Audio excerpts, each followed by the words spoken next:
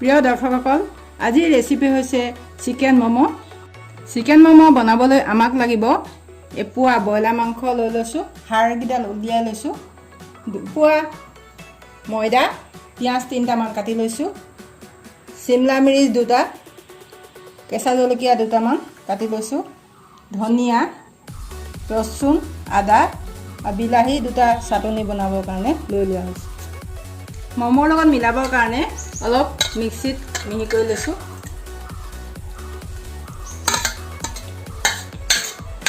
চিকেনখিনি মিহি কৰি লৈছোঁ।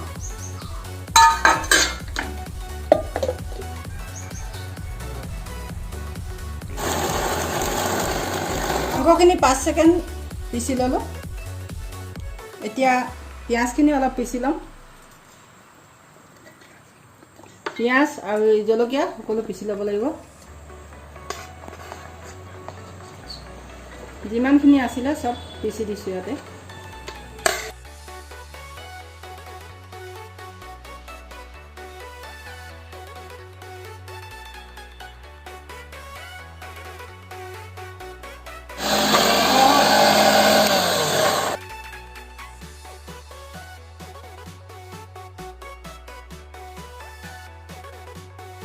পিচি থোৱা মাংসখিনি লগত এই পিঁয়াজ, ৰচুন, আদা এইখিনি গোটেইখিনি মিক্স কৰি পিচা হৈছিলে, ঢালি লোৱা হৈছে।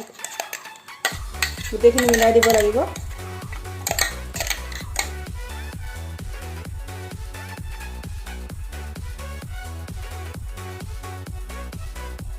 এতিয়া ধনিয়া 2 চামুচ দি লৈছোঁ, মছলা,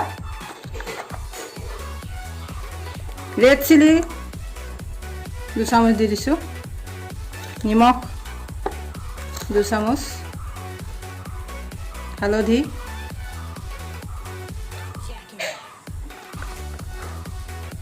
গৰম মছলা 1 চামুচ। ইমান দি সানি ল'ব লাগিব গোটেইখিনি, ভালদৰে সানি ল'ব লাগিব।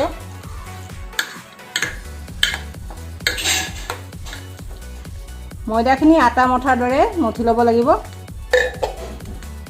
মঠি ল'ব লাগিব।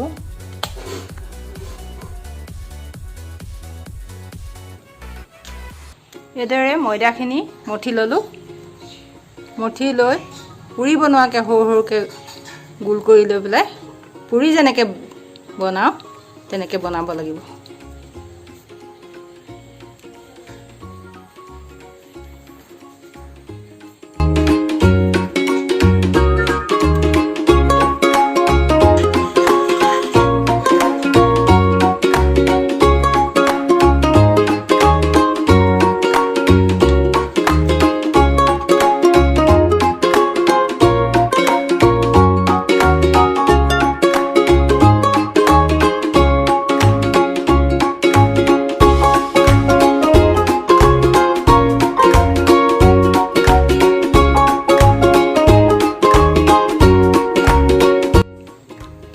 ময়দাখিনি বেলি লোৱা হ'ল।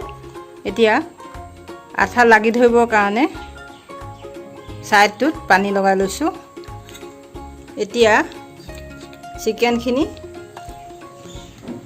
ইয়াত ভৰাই দিছোঁ। ভৰাই দিয়া হ'ল। তাৰপৰা এইদৰে মুটুকাই মুটুকাই আনিব লাগিব।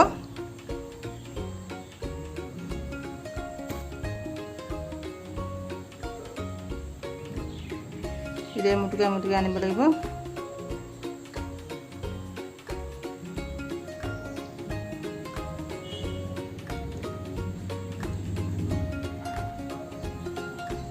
এইদৰে মুটুকাই আনি লোৱা হ'ল। তাৰপৰা এইদৰে ঘূৰাই দিব লাগে। এইটো হৈ গৈছে।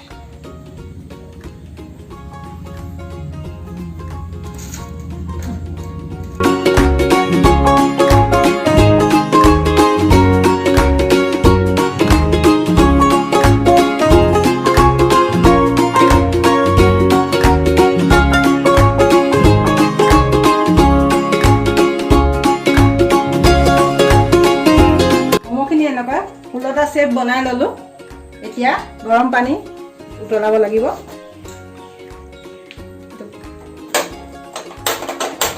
গেছটো জ্বলাই দিছোঁ। ইয়াত পানী দি দিছোঁ মই পানী দি দিছোঁ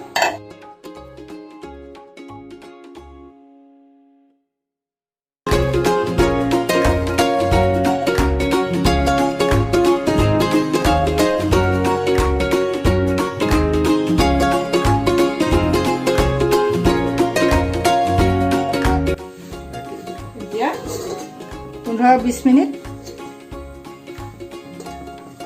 মান এৰে উতলিব লাগিব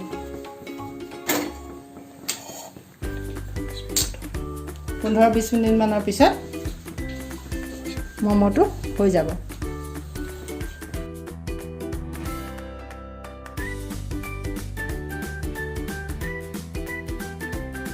মমখিনি হৈ আছে এতিয়া আৰু 10-15 মিনিট মান লাগিব এতিয়া তেল দি লৈছোঁ টমাটৰ সস বনাবৰ কাৰণে তাৰ লগত খাবলৈ কেইটামান জিৰা পাঁচফোৰণ দি দিছোঁ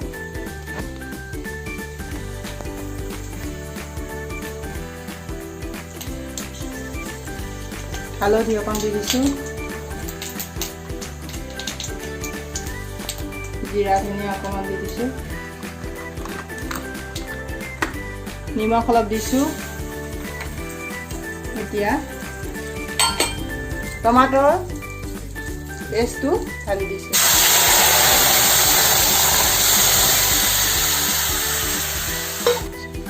এতিয়া চেনি দিব লাগিব চেনি অলপ দি দিছোঁ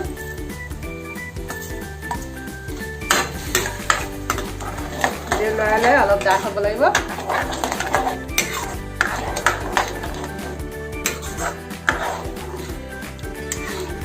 টমাটৰ সসখিনি বৰ্তমান হৈ গৈছে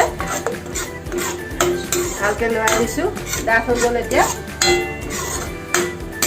বৰ্তমান আপোনালোকে এয়া দেখিবলৈ পাইছে মমখিনিও ইতিমধ্যে হৈ গৈছে প্ৰিয় দৰ্শকসকল আজিৰ ৰেচিপি চিকেন মম এয়া আপোনালোকৰ আগত প্ৰথমবাৰৰ বাবে মই আপোনালোকৰ আগত চিকেন মম বনাই দেখুৱালোঁ আশা কৰিছোঁ আপোনালোকে আজিৰ ভিডিঅ'টো ভাল পালে আপোনালোকক অনুৰোধ কৰিছোঁ যাতে ভিডিঅ'টো লাইক কৰে কমেণ্ট কৰে শ্বেয়াৰ কৰে আৰু যাতে মোৰ চেনেলটো ছাবস্ক্ৰাইব কৰিবলৈ নাপাহৰে ধন্যবাদ